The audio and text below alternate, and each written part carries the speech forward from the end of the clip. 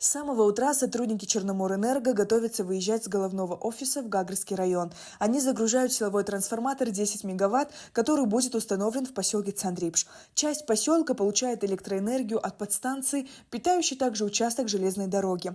Мощности не хватает для стабильного обеспечения населения электричеством. Классическая схема любой подстанции – это два силовых трансформатора, которые должны заменять друг друга. В советское время эта подстанция обслуживала только железную дорогу, а население получало электричество от местных ГЭС, но она не функционирует уже несколько десятилетий. Теперь новый трансформатор будет автономно обслуживать только население поселка. Этот агрегат не приобретался. Этот агрегат мы сняли с другой подстанции, туда поставили другой трансформатор, а этот мы сняли, отремонтировали, отревизировали, отсушили и подготовили сюда, на это место.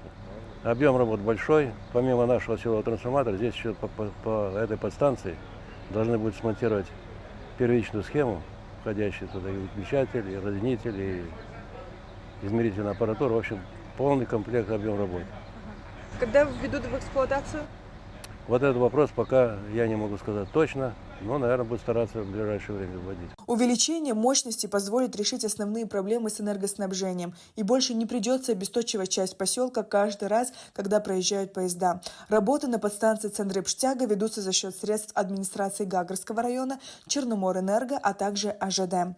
Гагрский район – один из самых загруженных в энергосистеме, а за последнее время количество потребляемой электроэнергии возросло в 2 раза.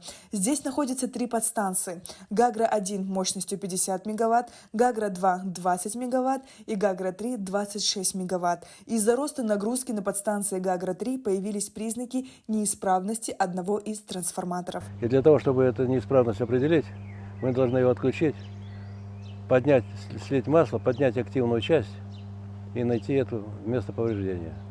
Для этого мы привезли оборудование специальное. Мы хотим сделать так, чтобы отключений не было. Но чтобы этого не было отключений в этого района, они должны из других подстанций с помощью перераспределения для энергии разгрузить эту подстанцию частично, чтобы мы могли спокойно поработать. Нам примерно надо дней 10. Вот сейчас мы закончим Цандрипш.